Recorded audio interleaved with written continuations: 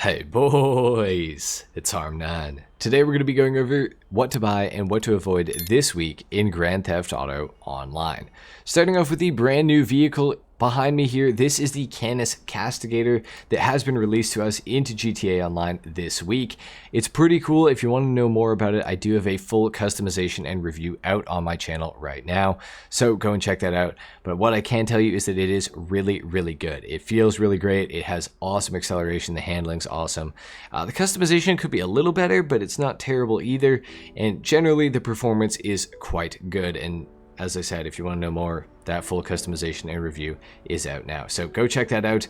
Now, of course, we do have some bonus money going on in GTA Online this week, as well as some discounts. But before we get into the discounts, we got to talk about the money, because that is the most important part. Starting off on select new community series jobs, we have triple money and triple RP on those, like on the race Great Salt Lake Desert 1, for example. So triple money and triple RP on that. Definitely going to make some pretty good money for this race. Hot Ring Circuit races are also on double money, as well as 4 times RP, similar to how stunt races were last week. So these are going to be leveling you guys up super quick, especially if you're placing really well in the races, and you're going to be making double money while you're doing it. So this is definitely something I would recommend for lower level players for sure. I think that these are pretty fun races too, so definitely check these out if you're interested, even mildly. We also have double money and double RP on every single Martin Madrazo mission in the entire game, so if you're interested in trying these out, they are on double money and double RP. We also have double money and double RP on the Rhino Hunt adversary mode, which is a pretty fun one, and I definitely would recommend trying this out if you guys have never tried it before. And even if you have tried it before, I'd still say to play it, because I think it is truly a lot of fun. Now, we also have double money and double RP on Gerald's caches,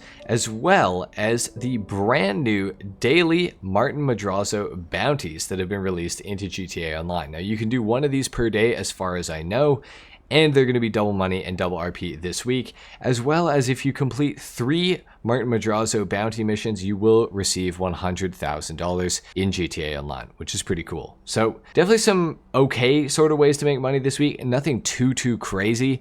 But now, of course, let's go ahead and talk about some of the discounts that we have going on this week in Online. Getting started with our property discount of the week, we have every single apartment discounted by 30% off, including Stilt apartments, as well as the highest end Eclipse Towers apartments. So these are all going to be 30% off this week. So if you're needing more garage space, if you've been wanting to upgrade to a different apartment or something like that, now is a pretty good time to do so. 30% off is actually a pretty good deal for some of these properties, particularly if you are looking to get more garage space. On Legendary Motorsport, we have the Overflawed Tyrant discounted this week. This car is really trash though, and I really do not recommend picking it up. It has engine resistance, and it's going to be a lot slower than you would ever expect it to be.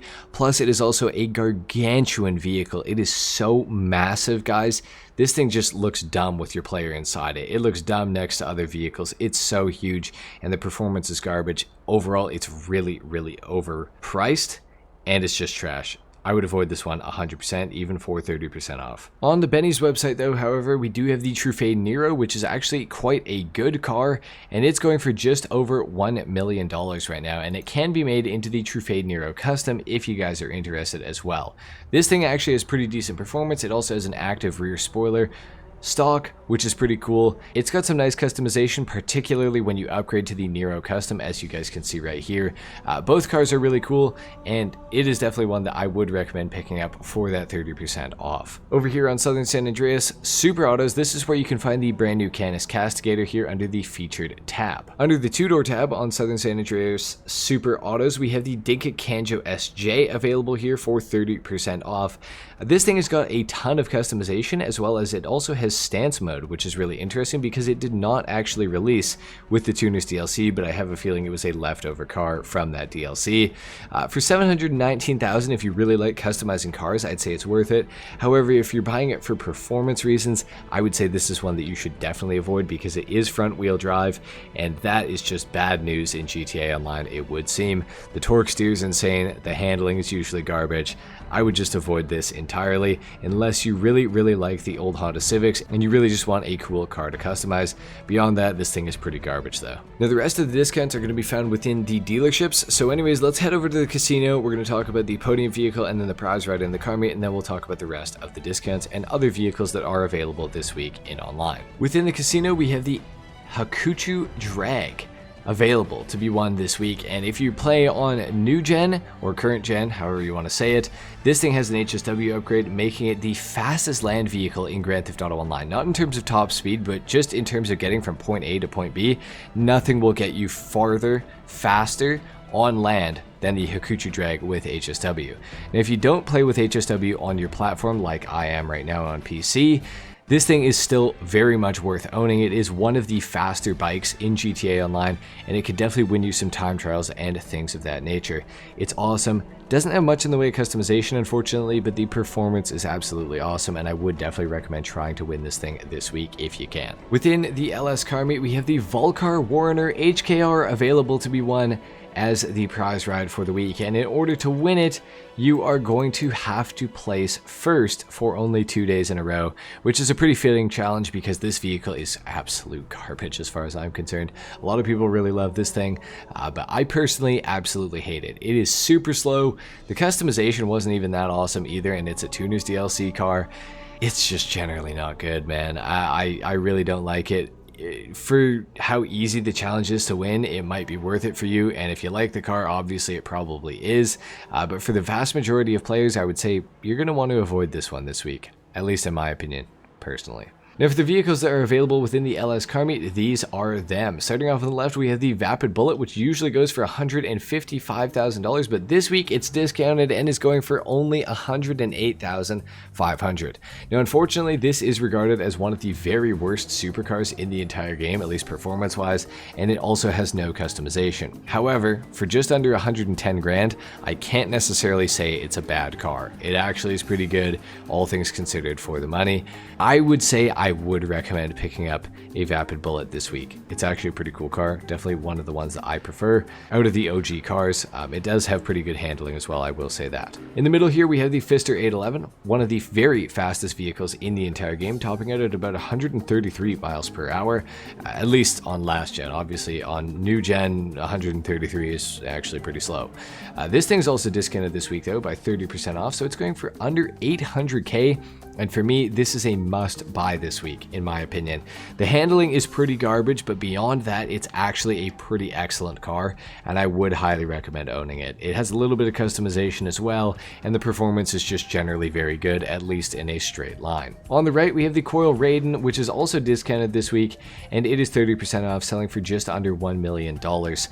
This thing is an electric vehicle, and it does have the GTA curse of electric vehicles where it kind of handles like trash. It almost feels like the wheels are all operating off of a different steering wheel. Like, they all seem to turn... Like, you're going the same direction, don't get me wrong, but the handling on this thing just feels confused, is the best way that I could put it. It does not feel very fun to drive in the corners. However, it is quite quick in a straight line. It does get that instant torque, which is pretty cool. It does have a little bit of customization. Overall, this is one that I would say, for just under $1 million, I don't know, I would certainly buy the Pfister 811 before I buy the Coil Raiden. But the Coil Raiden's not necessarily a bad car. A lot of people really like this thing. I personally am just not a fan because I really don't like the handling of it.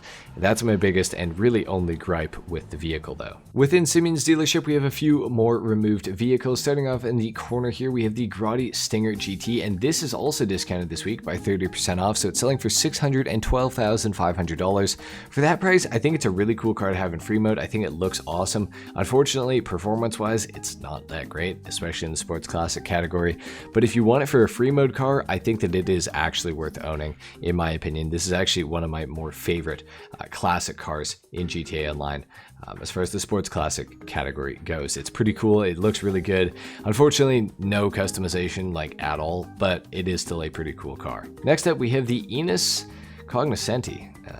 I feel like we've got this thing so many times over the last few months, and I mean it's cheap. Like, it's not an expensive car. It only goes for 254 grand.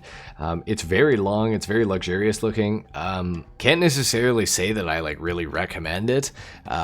Performance wise, it's not that awesome, but if you want a nice luxury car, I guess it's a pretty cool one to have, and it is removed, so there you have it. Next up, we have the Gallivanter Baller LE, which is another removed vehicle. I do believe, actually. Let me just check that. Yes, this is a removed vehicle. The LWB version of the LE is in the game still, but the LE regular is not in the game. So if you do want this, it is available this week, and it is selling for 149 grand. For that price, you kind of can't go wrong with it, really. I mean, it's pretty cheap.